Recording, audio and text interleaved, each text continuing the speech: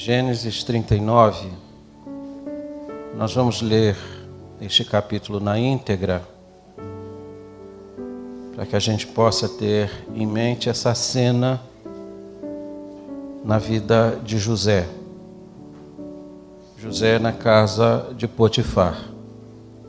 Gênesis 39, a Bíblia diz assim: José foi levado ao Egito e Potifar, oficial de Faraó, comandante da guarda egípcio, comprou dos ismaelitas que o tinham levado para lá.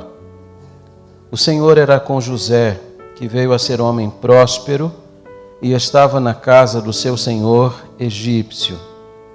Vendo Potifar que o Senhor era com ele e que tudo o que ele fazia o Senhor prosperava em suas mãos, logrou José mercê perante ele, a quem servia. E ele o pôs por mordomo de sua casa e lhe passou às mãos tudo o que tinha. E desde o que o fizera mordomo de sua casa e sobre tudo o que tinha, o Senhor abençoou a casa do egípcio por amor de José. A bênção do Senhor estava sobre tudo o que tinha, tanto em casa como no campo. Potifar tudo o que tinha confiou às mãos de José, de maneira que, tendo-o por mordomo, de nada sabia além do pão com que se alimentava. José era formoso de porte e de aparência. Aconteceu depois destas coisas que a mulher de seu senhor pôs os olhos em José e lhe disse: deita-te comigo.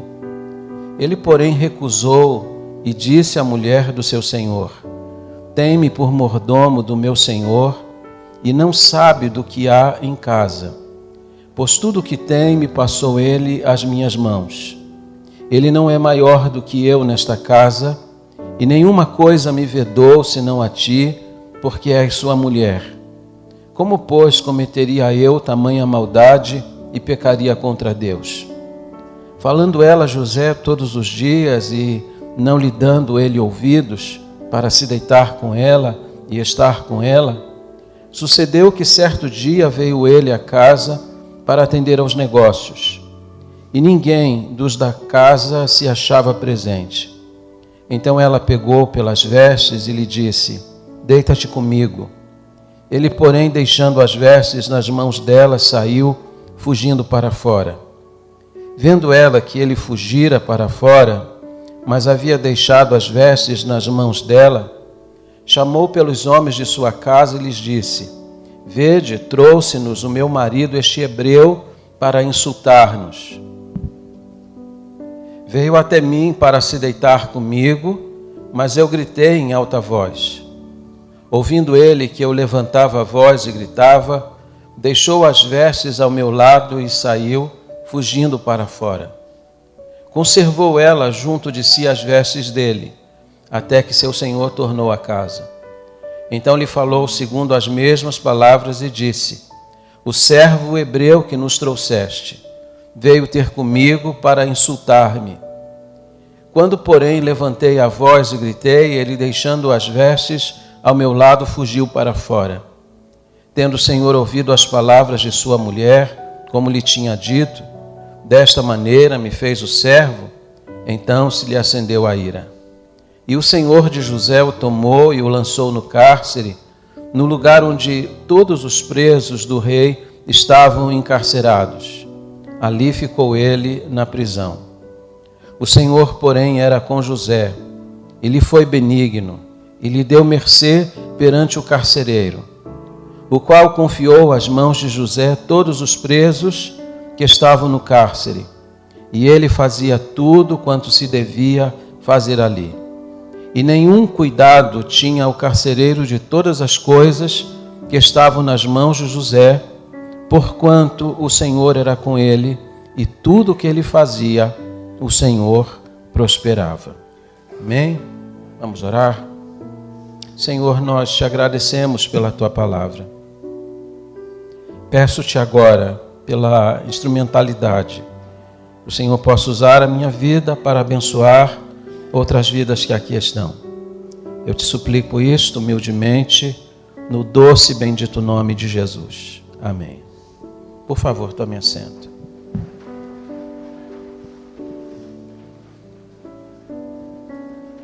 José é certamente um dos grandes vultos do Antigo Testamento. 1/3 do livro de Gênesis é dedicado a contar a sua biografia. É a biografia mais longa do Antigo Testamento. Ela é tão longa que ela é chamada de o ciclo de José. E aqui nós temos uma parte dessa história, que deve ser sempre relembrada, porque existem lições aqui para serem prospectadas, existe um exemplo aqui para ser mirado, e aliás, é importante dizer isso aos irmãos. Miramos no exemplo de tantas pessoas más, de tantas pessoas ruins, e nós temos um exemplo bendito na Bíblia para nós nos espelharmos, o exemplo de José. O que nós temos aqui nesta passagem? Em primeiro lugar, a aprovação de José. José era um servo de Deus, amado do Senhor, amado de seu pai, aliás, o preferido dele. Mas isso não poupou José de passar pelas provações. É importante que a gente entenda que o fato de Deus nos amar, o fato de Deus ter planos grandiosos para a nossa vida, e Deus tinha planos grandiosos para a vida de José, isso não significa que a nossa vida será isenta de problemas e de passarmos nós por muitas provações. Talvez nenhum de nós tenha passado o mínimo das provações pelas quais José passou. E note que Deus tinha um plano para a vida dele. Ele ia ser aquele instrumento com o qual Deus ia salvar o mundo de sua época. Mas ele precisou passar pelas provações. Ele era o 11º filho de Jacó e também o seu preferido. Seu pai manifestava de forma concreta a predileção que tinha por aquele filho. Diz a Bíblia que seu pai mandou fazer para ele uma túnica multicolor, manifestando dessa forma que tinha prazer naquele filho e que aquele filho era o seu filho preferido. Mas isso gerou nos demais filhos uma hostilidade em relação a José. A Bíblia diz que seus irmãos passaram a odiá-lo, e a palavra é muito forte. Não era apenas um desprazer, não era apenas um descontentamento, seus irmãos o odiavam, exatamente porque o pai manifestava predileção por ele. E diz a Bíblia que aquilo que havia começado como uma simples inveja, havia crescido de uma forma tal, o ódio havia crescido de uma forma tal, que seus irmãos planejavam matá-lo, o próprio sangue, seu próprio irmão. Isso é difícil a gente conceber, mas às vezes a gente pode gerar esse tipo de hostilidade dentro da nossa própria casa. Seus irmãos queriam matá-lo, mas em dado momento, quando iam levar isso a cabo, desistiram, e na verdade porque Deus havia tomado providências. A história de José é bonita por isso, não apenas pelos problemas, porque todas as vezes que a vida dele estava em risco, Deus entrava com providência para preservá-lo, para que ele pudesse alcançar o momento, o clímax da história, quando ele seria levantado para salvar o mundo. A Bíblia diz que estava passando uma caravana de comerciantes ismaelitas, e seus irmãos então viram ali uma oportunidade de negócio. Venderam José por 20 moedas de prata, o mesmo valor pelo qual Jesus foi vendido por Judas Iscariotes. Parece que há uma analogia aqui, há um ato de traição aqui. No caso, Jesus foi traído por um amigo e José foi traído pelos seus próprios irmãos. José foi vendido e levado para a cidade ou para o Egito, onde ele foi novamente comercializado. Vocês vão perceber que José vai passar de mão em mão. Ele está sendo vendido e daqui a pouco vai ser revendido para um oficial egípcio chamado Potifar. Possivelmente a beleza de José, a juventude de José, foi o elemento que Potifar viu para poder comprá-lo. Era uma força de trabalho, com boa aparência, com força, porque diz a Bíblia que ele tinha um bom porte. E ele vai ser levado para a casa desse homem para ser um dos seus escravos. Mas a Bíblia diz que o Senhor era com José. Eu sei que você, quando olha nas entrelinhas, diz assim, mas como que o Senhor podia estar com ele? Como que Deus podia ser favorável a ele? E a Bíblia vai mostrar isso pelo menos 4 vezes. O escritor do Gênesis, possivelmente Moisés, vai enfatizar nessa história 4 vezes que o Senhor estava com ele, que o Senhor manifestava mercê para com ele, que Deus lhe era favorável. Você olha para isso e diz, mas como? Ele foi vendido pelos irmãos, seus irmãos queriam matá-lo, não tendo coragem para matá-lo, o venderam. Ele foi vendido em um mercado de escravo. Ele foi para a casa de Potifar não como um funcionário, ele foi para servir como um escravo. Como que Deus está com ele? Essa é a mesma questão que você levanta muitas vezes para a sua própria vida. Você vê as dificuldades, você vê as enfermidades, você vê o desemprego, você vê o arroxo salarial, você vê as dificuldades entrando pela porta da sua casa e você pergunta, como que Deus pode estar comigo? É difícil a gente ver a providência de Deus nas horas difíceis. Mas o fato é que Deus está trabalhando, mesmo nas circunstâncias difíceis. Deus está trabalhando o caráter dele. Deus está fortalecendo José, porque Deus vai colocá-lo em uma posição de destaque no mundo de sua época. Deus vai lhe dar a regência da maior nação do seu mundo, seria hoje como assentar-se na cadeira do presidente dos Estados Unidos para ditar o ritmo em que o mundo deve seguir. Note que Deus não coloca ninguém numa posição privilegiada sem antes prepará-lo. E a forma que Deus estabeleceu para preparar-nos para as grandes tarefas é através das provações. Eu já citei para vocês, me permita citar mais uma vez, porque sempre tenho pessoas novas no auditório. Gary Chapman é um escritor muito conhecido no Brasil. Talvez seu livro mais conhecido seja As 5 Linguagens do Amor. Eu não sei se esse livro nós temos na livraria da igreja. Mas é um livro que você deveria ler em parceria com as pessoas da sua casa. Gary Chapman diz que quando ele era criança, um dia ele estava sentado em casa e a mãe estava fazendo um bordado. E assentado no chão e olhando para a mãe que estava sentada e bordando, ele disse, mamãe, que bordado feio que a senhora está fazendo. Criança é sempre muito honesta. Criança sempre fala aquilo que pensa. E a mãe disse para ele, é que você está olhando de baixo para cima. Venha cá, sente no meu colo. E quando ele se assentou no colo da mãe e ele olhou de cima para baixo, ele disse, mamãe, que bordado bonito a senhora está fazendo. É assim conosco também. Quando nós olhamos da posição que nós estamos para o alto, achamos que o que Deus está fazendo é muito feio. Mas um dia você vai ter a oportunidade lá no céu, quem sabe, de se assentar-se também no colo de Deus e olhar lá de cima para os propósitos que Ele estava cumprindo aqui na terra, e você vai dizer, Deus, como era bonito o seu propósito. Deus está trabalhando na vida de José, assim como Deus está trabalhando na sua vida. Você pode dizer isso para quem está do seu lado? Deus está trabalhando na sua vida.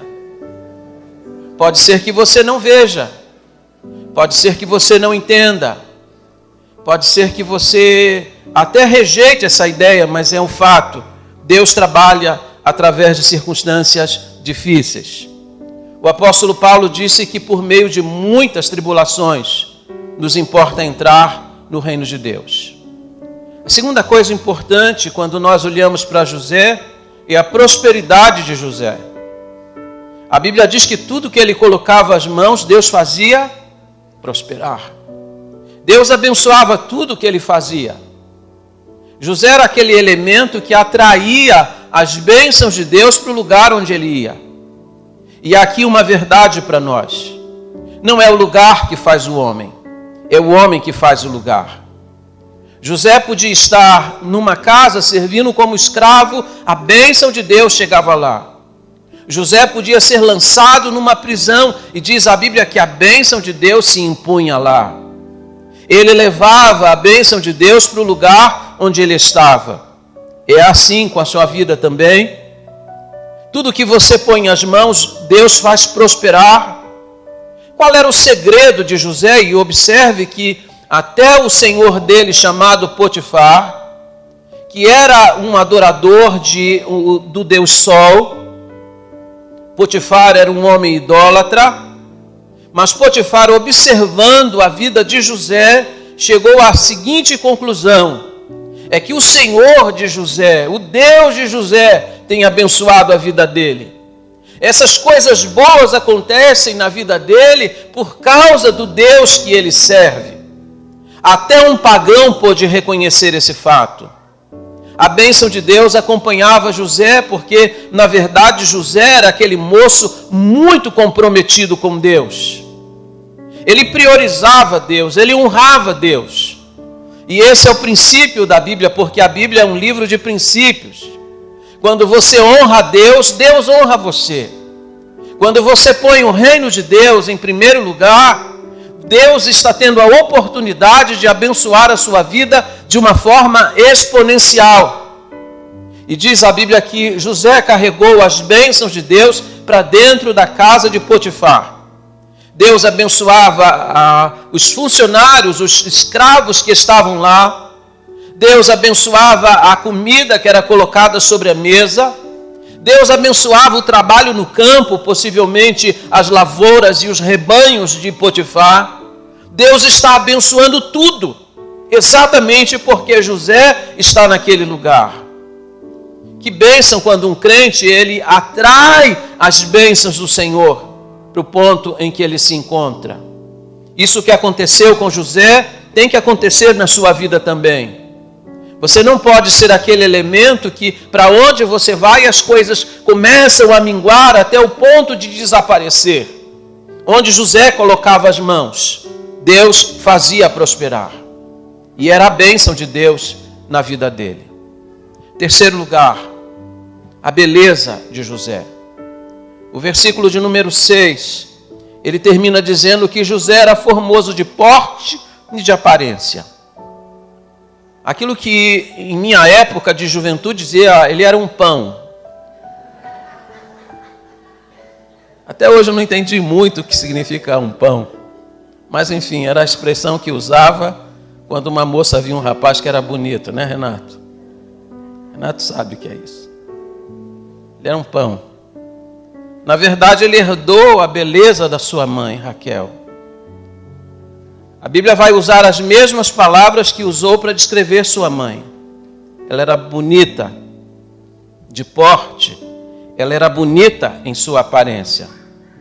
Mas aquilo que era favorável a José, em algum momento se tornou algo também bastante prejudicial.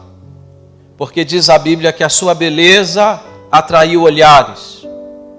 Interessante que José era aquele moço que provocava admiração nas pessoas. Não era apenas Potifar que estava observando as coisas que estavam acontecendo na vida de José e como Deus abençoava tudo o que ele fazia. Esse era o assunto que circulava dentro de casa, os escravos estavam comentando sobre ele. A admiração de todos estava sobre ele. E de maneira que, com tantos comentários positivos, a mulher de seu senhor começou a observá-lo também. E começou a lançar um olhar, o segundo olhar, o terceiro olhar, aquela observação de admiração, mas que de repente vai se transformando em uma outra coisa. Mas eu não posso deixar de notar que José não era apenas bonito na sua aparência, José era bonito por dentro também. José tinha aquilo que todo moço deve ter, uma beleza dupla. Não pode ser apenas belo por fora, deve ser também bonito por dentro. Muitas vezes nós nos impressionamos com o invólucro, nós nos impressionamos com a embalagem, mas mais importante que a embalagem é aquilo que está dentro, o seu interior. Mas José conseguia combinar o interior com o exterior. E aqui diga-se de passagem que mais importante, e é isso que a Bíblia enfatiza, que a principal beleza de José, e a Bíblia não ignora a sua beleza física, a principal beleza dele não estava no exterior, mas no seu interior. E Deus sempre vê o que está no nosso interior. Quando Samuel foi à casa de Jessé para ungir o novo rei de Israel, o Senhor disse para ele: eu, Senhor, não olho para a aparência, eu olho para aquilo que está no coração. E certamente o que estava no coração de José agradava profundamente a Deus. Em quarto lugar, a tentação de José. Charles Swindoll, que também é um grande escritor americano, disse que não há ninguém neste mundo que nunca tenha passado por uma tentação. Ele lembra o fato de que nem Jesus foi poupado das tentações. Ser tentado não é pecado. De repente alguém está aqui, está sendo tentado em uma área da sua vida, está sendo tentado no lugar onde trabalha, estuda, enfim. Lembre-se que todas as pessoas passam por tentações. Não há ninguém, não há nenhum crente, por mais piedoso que ele seja, que já não tenha passado pela experiência de José. Ser tentado não é pecado. A Bíblia diz que o problema é quando a gente cede à tentação, quando a gente não tem resposta efetiva para a tentação. E diz a Bíblia que José foi tentado no seu lugar de trabalho. E atente para o que eu vou falar agora. José foi tentado exatamente no momento em que ele foi promovido no trabalho. José estava experimentando a ascensão no lugar de trabalho. Ele foi colocado, ele foi para aquela casa apenas como um mero serviçal. Mas de repente ele começou a se destacar e Potifar o colocou como o administrador principal da sua casa. Diz a Bíblia que Potifar agora nem tomava mais conta de coisa alguma, porque confiava tudo às mãos de José. Ele está vivendo um momento de ascensão profissional. Segundo alguns estudiosos, indica o texto que José não apenas recebeu a incumbência de administrar a casa, mas que José passou a morar dentro da casa de Potifar, o que era incomum para a sua época. Ele não mora mais com os escravos, ele mora dentro da casa do seu Senhor. E talvez seja por isso mesmo que a Bíblia diga que havia aqui uma condição muito favorável para que essa tentação acontecesse.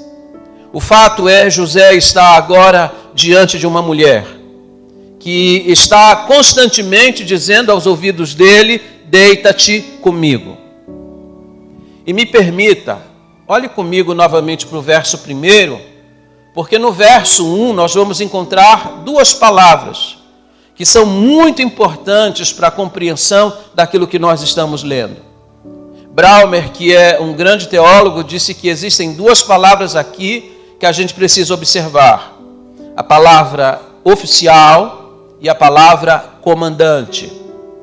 Quando a Bíblia diz que ele é o comandante da guarda, a palavra comandante aqui significa chefe dos carniceiros, ou chefe daqueles que são incumbidos de matar os prisioneiros, os carrascos.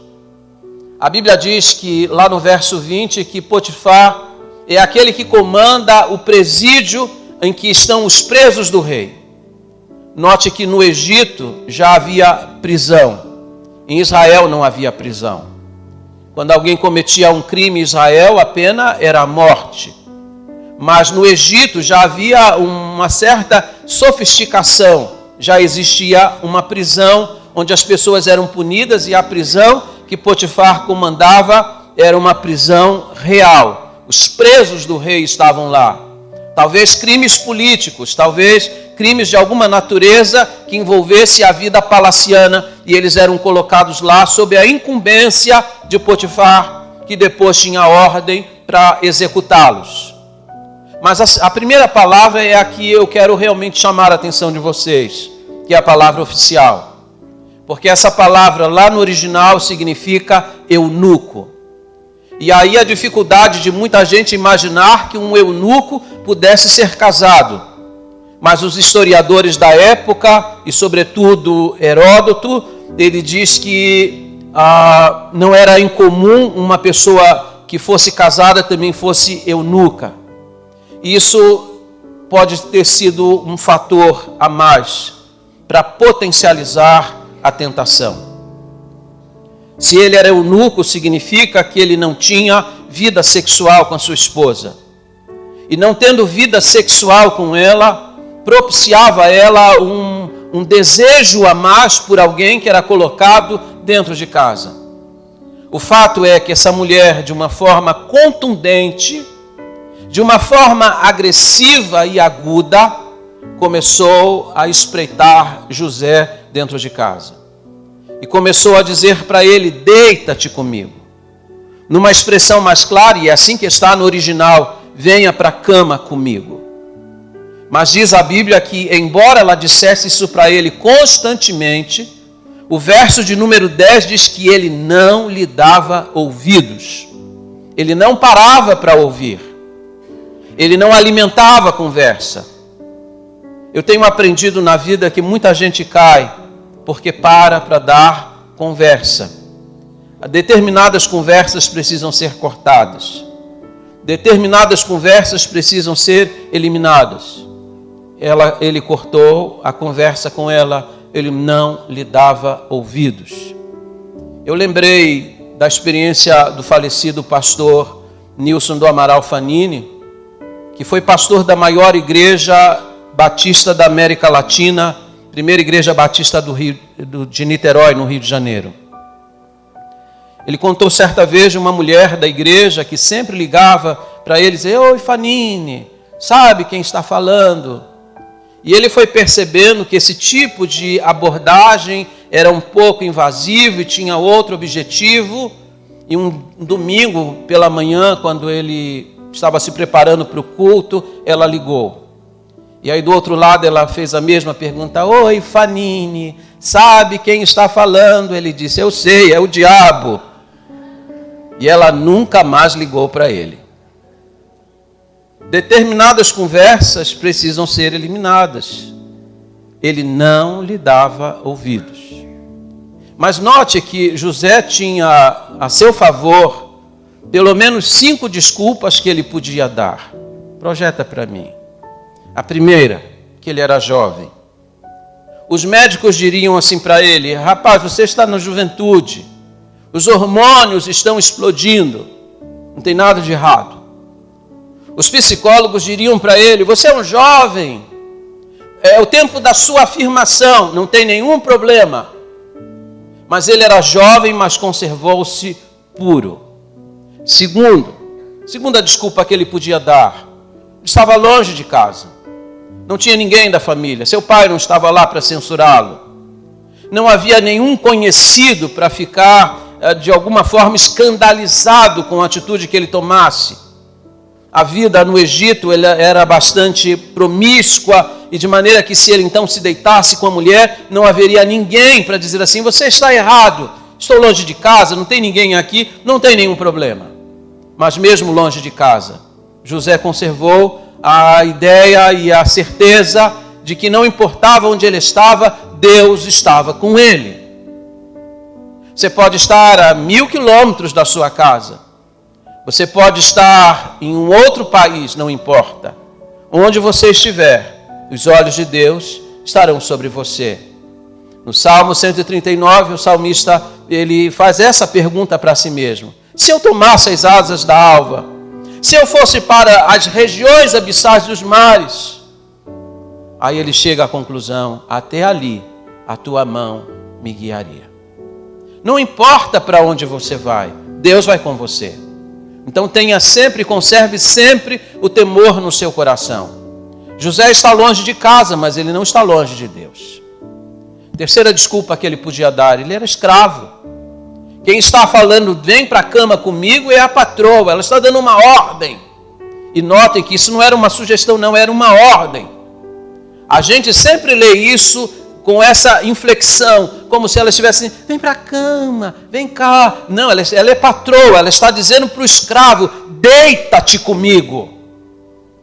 Ela está dando uma ordem, mas ele está desobedecendo essa ordem, porque acima das ordens que as pessoas nos dão, seja patrão, seja governante, seja quem for, está a palavra de Deus.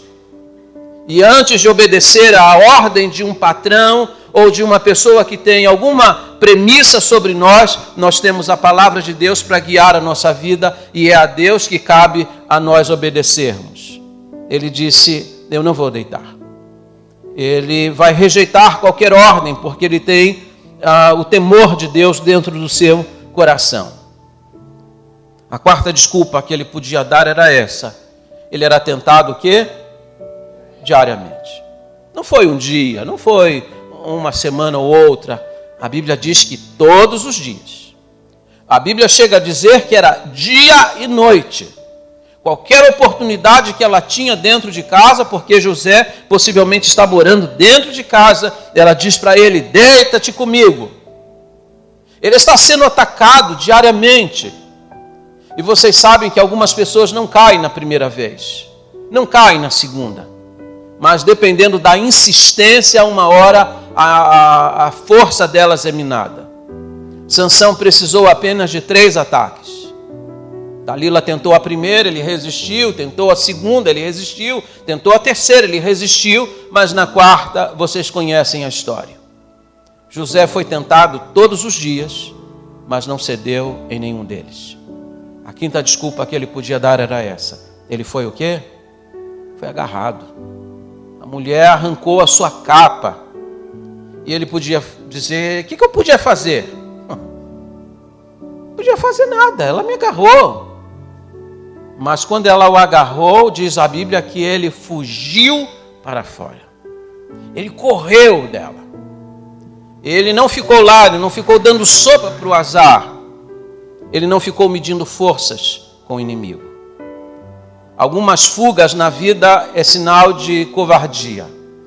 Algumas fugas na vida é sinal de valentia. E José foi muito corajoso, foi muito valente quando fugiu dos braços desta mulher. Sexto lugar, a firmeza de José. Ela dizia para ele, deita-te comigo. Mas o texto diz que José recusou. E o verbo recusar aqui é o verbo no hebraico men. E men quer dizer uma recusa veemente. Uma recusa taxativa. Ela dizia, vem e deita-te comigo. Ele dizia, não. De uma forma clara, insofismável, taxativa, para que ela não tivesse dúvida acerca do que ele estava falando. Ele foi taxativo com ela. Ele não disse para ela, talvez, ou me dá uma semana para eu orar sobre o assunto. Deixa eu pensar melhor. Não, ele nem parou para pensar. A resposta dele foi direta, não. É esse o tempo verbal que está no texto. Ele foi claro, direto e decidido naquilo que ele estava falando. E por que José foi tão taxativo? Porque José enxergava o pecado da forma como você deve enxergar. Derek Kidner disse que José fez da verdade de Deus a sua aliada. Quando a mulher disse, deita-te comigo, ele disse para ela, como que eu poderia cometer uma maldade como essa? Sabe o que José disse? Pecado é uma maldade. É uma maldade contra Deus e no caso dele seria também uma maldade contra o seu patrão, porque ele havia confiado tudo menos a sua mulher. Davi também compreendeu o que é o pecado. No Salmo 51, ele chamou o pecado de transgressão, ele chamou o pecado de iniquidade e ele chamou o pecado de pecado. Porque muitas vezes a gente não quer chamar pecado de pecado. A gente chama pecado de uma fraqueza, um deslize, mas ele não chama pecado dessa forma. Ele diz que é pecado. É uma iniquidade, é uma transgressão. É uma pena que no caso de Davi ele só tenha compreendido a gravidade do pecado depois de tê-lo concebido, depois de ter adulterado com Batseba. Mas José não pecou, não cedeu à tentação, porque já tinha uma compreensão do que o pecado é. O pecado é uma maldade. Conserve isso no seu coração. Traga isso para a sua alma. E você vai se livrar de muitos pecados. Faça da verdade de Deus a sua aliada. Quando você estiver diante de uma tentação, pense: como que eu posso cometer uma maldade como essa? Uma maldade contra o meu próximo e, sobretudo, uma maldade contra o meu Deus. Se você fizer isso, você vai se livrar de muitas tentações. Sexto lugar, a prisão de José. José vai para a prisão com 17 anos de idade. Era um moço bonito, forte. E ele vai para a prisão por causa de uma mentira. A sua patroa havia inventado que ele tentara agarrá-la. Ela inverte a história. De algoz ela se põe como vítima. Aliás, José é o primeiro caso na história de um homem acusado por assédio sexual.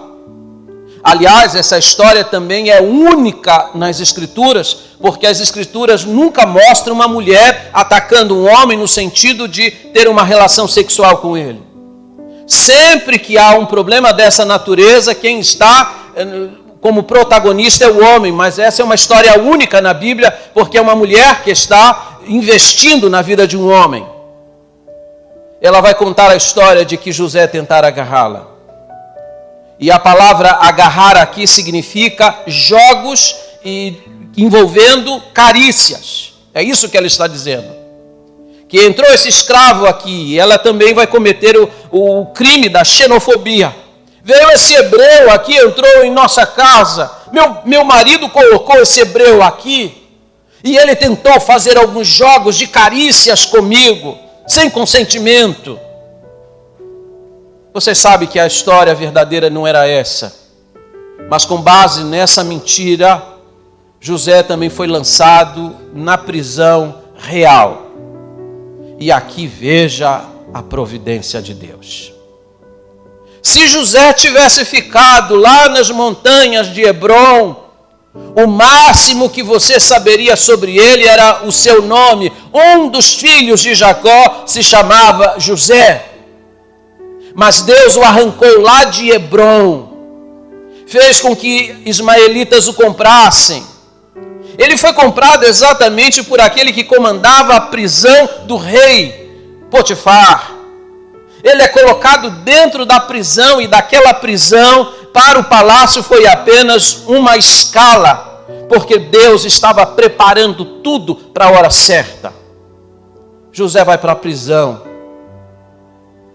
E eu penso que José deveria ser aquele preso revoltado com a vida, queimando o colchão, como acontece no Brasil, fazendo rebelião entre os presos.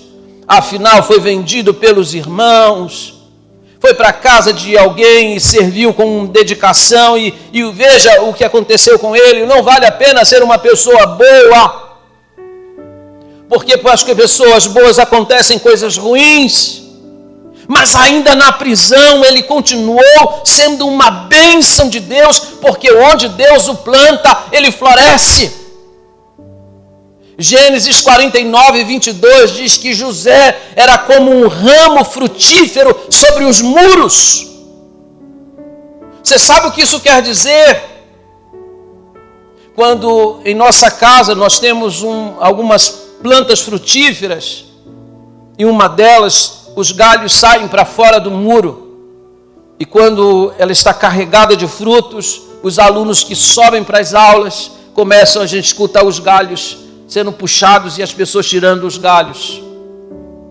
Aquele fruto que foi produzido para dentro, também está abençoando os que estão do lado de fora. José era para ser uma bênção para o seu povo e ele foi. A história da redenção, a pessoa de Jesus Cristo passa pela vida de José. Ele foi uma bênção para dentro do seu povo, mas ele conseguiu espraiar a bênção de Deus para o lado de fora. Ele estava abençoando os egípcios também. Ele era um ramo frutífero por cima dos muros, é o que diz a Bíblia. Ele abençoou na prisão. De tal maneira que aconteceu lá o que já tinha acontecido na casa de Potifar, porque o carcereiro já não queria mais saber de nada na prisão, entregou tudo nas mãos de José e diz: comanda aí. O preso estava comandando os outros presos. Para onde ele vai, a bênção de Deus vai com ele. E então eu vou para o último ponto do sermão. A ascensão de José é o 7º ponto da minha fala hoje pela manhã. José está na prisão real, mas Deus, diz a Bíblia, está com ele.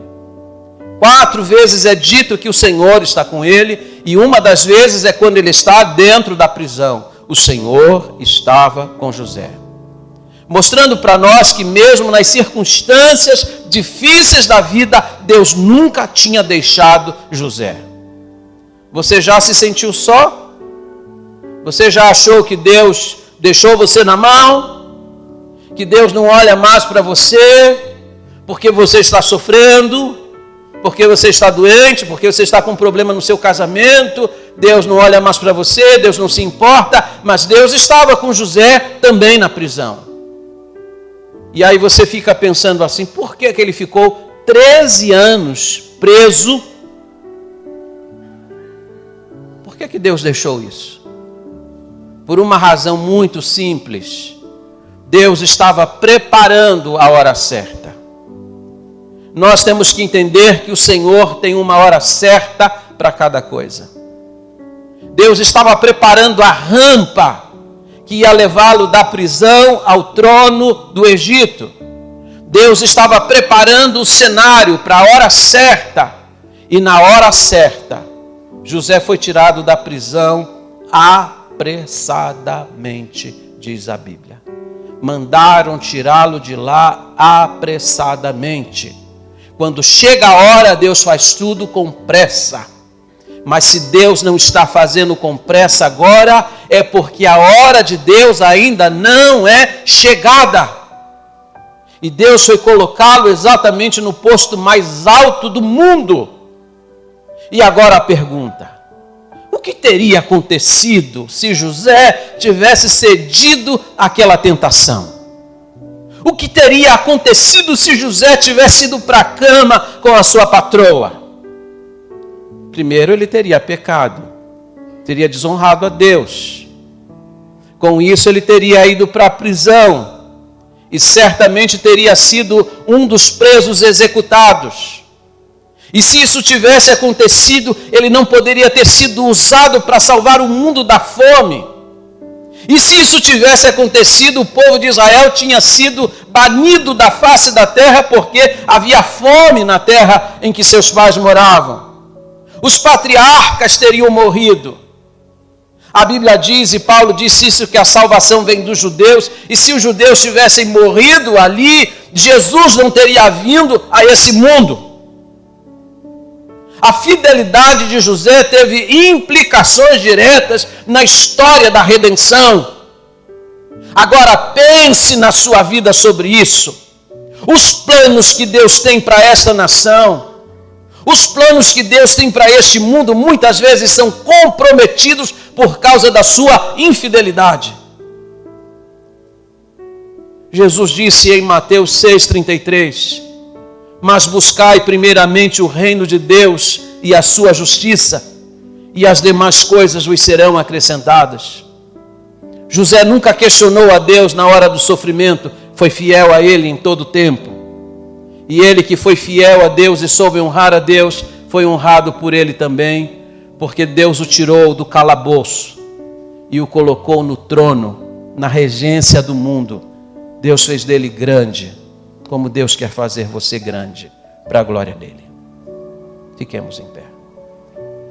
Que nós somos tentados, eu não tenho dúvida. E talvez você esteja sendo tentado também. Dr. D.A. Carson disse que a mulher de Potifar provavelmente era uma mulher muito bonita. Ele lembra o fato de que as mulheres egípcias vestiam roupas muito apertadas no corpo, que delineavam o corpo, com muitas alças e muitas vezes o seio à mostra. E ele descreveu esse fato para mostrar que às vezes as tentações são muito cativantes mesmo. Elas nos atraem mesmo. Mas nós temos que aprender com José a ancorar a nossa vida em Deus, para que no meio dos solavancos a gente não saia nunca da posição. Quero orar por vocês. Quero orar por nós, pedindo ao Senhor aquilo que Jesus ensinou na oração do Pai Nosso. E livra-nos do mal, pois teu é o reino e o poder e a glória para sempre. Curve a sua fronte, vamos orar. Ó Deus, muito obrigado pela tua palavra, que sempre se renova. A tua palavra que é viva e eficaz. Deus, tu conheces a nossa vida. O salmista disse que o Senhor conhece a nossa estrutura e sempre se lembra que nós somos pó. Nós somos fracos, mas o Senhor é forte. A carne é fraca, mas o teu espírito é poderoso. E pedimos ao Senhor que nos auxilie no meio das nossas tentações. Que o Senhor nos dê a firmeza de José e a convicção que ele tinha de que o pecado é uma grande maldade. Nós não queremos cometer maldade nem com as pessoas e, sobretudo, contra o Senhor. Ajuda-nos a nos mantermos fiéis, inabaláveis na nossa convicção. Ajuda-nos a respeitar os vínculos conjugais, como José respeitou os vínculos de Potifar. E, ó Deus, abençoa-nos de tal forma que para onde a gente vá, na circunstância em que a gente estiver, que a bênção do Senhor nos acompanhe. Que, como José, possamos atrair as bênçãos do Senhor para onde o Senhor nos tem plantado. E faze de nós também como ramos frutíferos sobre os muros, que muitos possam se alimentar dos frutos benditos produzidos através da nossa vida. Abençoa-nos nesta hora, em um nome bendito e santo de Jesus. Amém. Que Deus faça de você um ramo frutífero sobre os muros. Que muitos sejam alimentados pelos frutos da sua vida. Amém.